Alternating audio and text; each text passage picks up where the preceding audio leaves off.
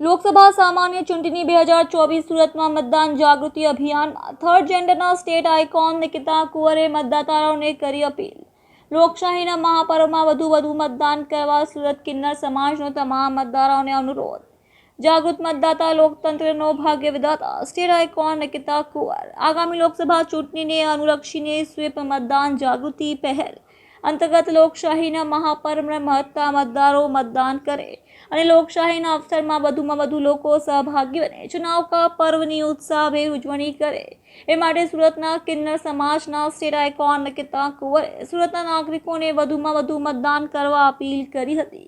નિકિતા કુંવરે મતદાન કરવા સૌ નાગરિકોને પવિત્ર મતાધિકારનો ઉપયોગ કરવા અનુરોધ કરતા કહ્યું કે જાગૃત મતદાતા લોકતંત્રનો ભાગ્ય વિધાતા હોય છે, એટલે જ લોકશાહીમાં મતદાનનું અનેક મહત્વ હોય છે। સૌ મતદાતાઓને સપરિવાર મતદાન કરી લોકશાહીના મહાપર્વની ઉજવણી કરવી જોઈએ। ભારતને યુવાનોને દેશ ગણવામાં આવે છે, ત્યારે 18 વર્ષથી વધુ વયના યંગસ્ટર્સની આળસ છોડી જાગૃત થઈ મતદાન કરી લોકશાહીની પ્રક્રિયામાં સહભાગી બનવા ભારપૂર્વક જણાવ્યું હતું। કિન્નર સમાજના અગ્રણીઓ નૂરી કુંવર કશીસે કુંવરે નાગરિકો મતદાનની અપીલ કરતા જણાવ્યું હતું કે વિશ્વના સૌથી મોટા લોકશાહી દેશ ભારતમાં લોકો દ્વારા લોકો માટે અને લોકોનું શાસન ચલાવે છે। 18 વર્ષથી વધુની વયના તમામ નાગરિકોને મત આપવાનો અધિકાર મળ્યો છે, ત્યારે લોકશાહીમાં મતદાનનો અધિકાર બહુમૂલ્ય છે। દેશભરમાં તબક્કાવાર સાથે ગુજરાતમાં આગામી તારીખ 7મીએ યોજનારા લોકશાહી ચૂંટણીના મહાપર્વમાં આપને સૌ નાગરિકો મતાધિકારનો ઉપયોગ કરી અવશ્ય મતદાન કરવું જોઈએ।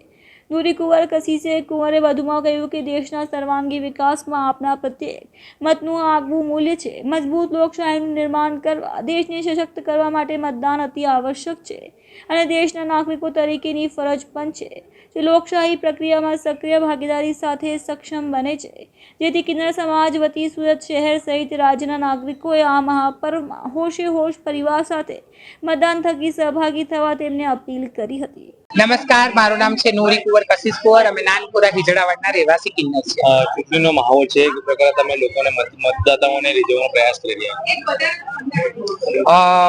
ભારત એક લોકશાહી દેશ છે, લોકો માટે લોકો દ્વારા અને લોકો થકી ચાલતું શાસન છે।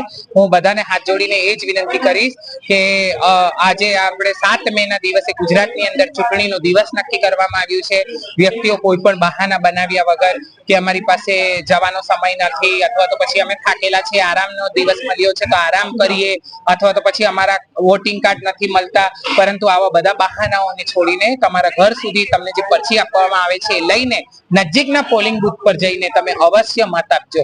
આ એક નાનો તમારું મત પણ બહુ મહત્વનું અને કિંમતી છે, કારણ કે ભારતના વિકાસની અંદર તમે પણ તમારો પરચો આપ્યો અને તમે પણ ભારતીય નાગરિક છો, એટલા માટે તમે એટલા ધીર ગંભીર છો એ જણાવવા માટેનું આ એક સારો દિવસ છે।